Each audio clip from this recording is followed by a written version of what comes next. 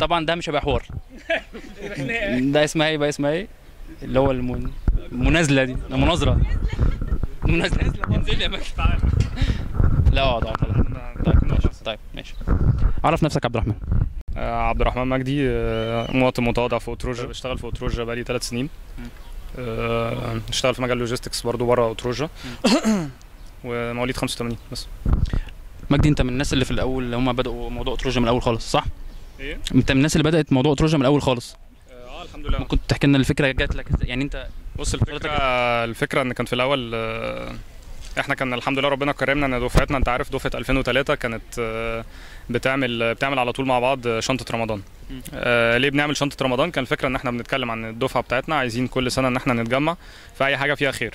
فلقينا اقرب حاجه والحاجه اللي كانت بتجمع الناس كلها كان موضوع رمضان بقى، انك انت تجمع الناس وتعمل الشنط والباكينج والجو ده. وده كان فيه ميزه انك انت بتخلي الدفعه كلها تلتقي ازاي، وازاي ان هم يبقوا حاسين ان هم بيعملوا البرودكت ده بايديهم، وانت حتى جيت حضرت موضوع التوزيع نفسه، شفت قد ايه بتشعر باللذه. فسيبنا قلنا لا، طب ما لازم الموضوع ده يتطور. فكان ربنا كرم ان البنات قبل كده كانوا يعني كذا مره حاولوا عايزين يخشوا معانا في شنطه رمضان، بس احنا كنا الصراحه بنهرب من الموضوع ده عشان كنا حاسين ان الموضوع هيكبر يعني وهيبقى صعب علينا. بس فجالي هشام عفيفي قال لي في مره ده في بنات عايزين يخشوا يعملوا نشاط بقى، يبقى دائم في المدرسه ومش عارف ايه. برضه قعدت ازوغ كذا مره لحد ما في مره بقى حسيت الموضوع جد فعلا، فدخلنا الحمد لله وعملنا اوتروجا يعني. بس البدايه كانت تعتبر فكره من سلمى ومن رحمه. سلمى ورحمه. طيب انت طبعا اوتروجا عملت ايفنتس كتير، صح؟ انت بتعمل ايه يا عبد الرحمن؟ بيعمل ايه ده؟ في حاجه معينه، في سين ما بينكم يعني ولا حاجه؟ لا لا حضرتك مفيش سين يا فندم. ماشي.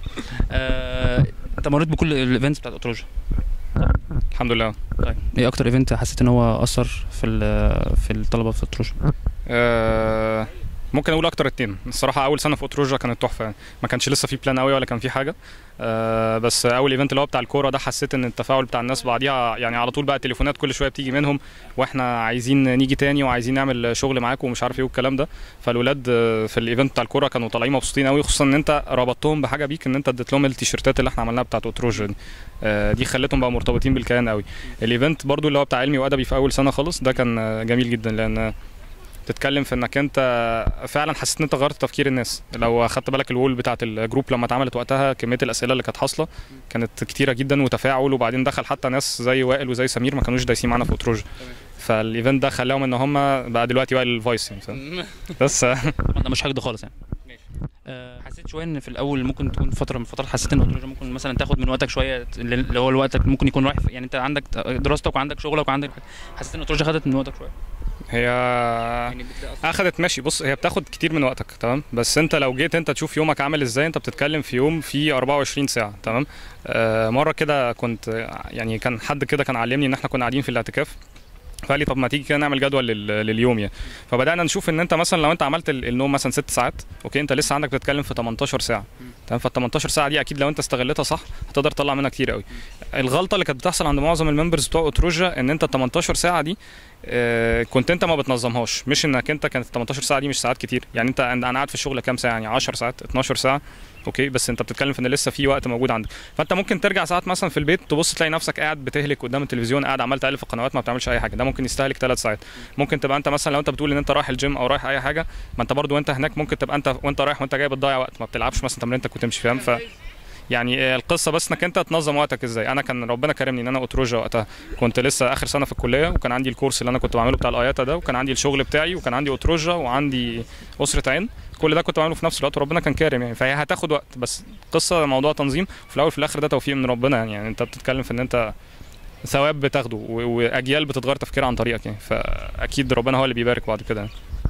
الموقف اللي انت حسيته من الستودنتس، حسيت حد مثلا من الستودنتس اتاثر قوي بالكلام بتاع اوتروجا؟ ممكن تقول لي اكتر مره كانت حسيت الموضوع في موضوع علمي وادبي؟ جالنا ستودنت كان بيقول ان هو كان بيلعب خيل وكده اوكي. فاحنا كنا عاملين الايفنت بتاع علمي وادبي، بدانا في الاول ان احنا نتكلم على مارك زوكربيرج اللي هو اخترع الفيسبوك، وازاي ان هو هوايته قلبت بقت هي المهنه بتاعته، وازاي ان هو بقت يعني هو ما كملش حتى دراسه في الكليه وكده، فجالي واحد قال لي انا بفكر ان انا اجيب الاكسسوارز والحاجات بتاعه الحصانه واللبس بتاع الخيل والكلام ده واعملها بزنس من دلوقتي يعني، ومش شرط بقى ان انا اركز بعد كده في الكليه اللي انا داخلها، هي اخش اي حاجه. حسيت ان هو اتاثر بالكلام؟ لا، وبدا ياخد خطوات عمليه يعني، بدا يتواصل معانا كتير على الانترنت يعني. بعد كده طبعا قعدت اقول له ان هي قصه برده مجتمعات يعني، فاهم؟ بس يعني الفكره طبعا حسيت بتاثر كبير قوي، حسيت ان انت قد ايه انت ممكن كلمه صغيره تقولها تغير في انسان يعني. بعيدا عن اتروجا بقى، في كلمه واحده، انت عايز تبقى ايه؟ عايز تبقى ايه يعني حلمك؟ تصدق مش عارف. مش عارف يعني. والله مش عارف. طب انت ماشي في ايه؟ طيب يعني انت ماشي في يعني ماشي في سكه ايه طيب؟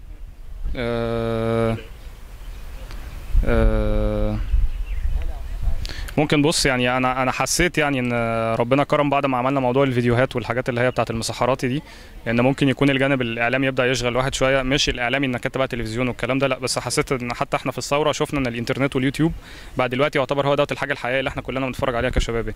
فحاسس ان ده ممكن حلمي يعني، ان انا كعبد الرحمن يعني، ان انا ابقى اذا كان مثلا باسم يوسف عمل الشو بتاعه ده، بس هو عمله كحاجه كوميدي، لا، انا نفسي ان انا ابقى عامل برضو حاجه تشانل كده على اليوتيوب تبقى حاجه قويه جدا، تبقى حاجه فعلا مؤثره، مش قصه بس ان انا قلت حاجه خطيره ولا قلت حاجه عجبتني، لا، ابقى بعمل حاجه فعلا بتاثر في الناس. اتروجا تي في هيبقى ليها سبق في الكلام ده؟ والله يعني انا هبدا اشوف السبونسرز بتوعي ايه نظامهم وهيدفعوا كام. احنا مش عايزين تناكم من اولها يعني. والله يعني يا جماعه انا بشتغل في اللوجيستكس، طلعني يعني الصبح، فمش معقول اشتغل بالليل من غير فلوس. طيب ماشي. شكرا عبد الرحمن.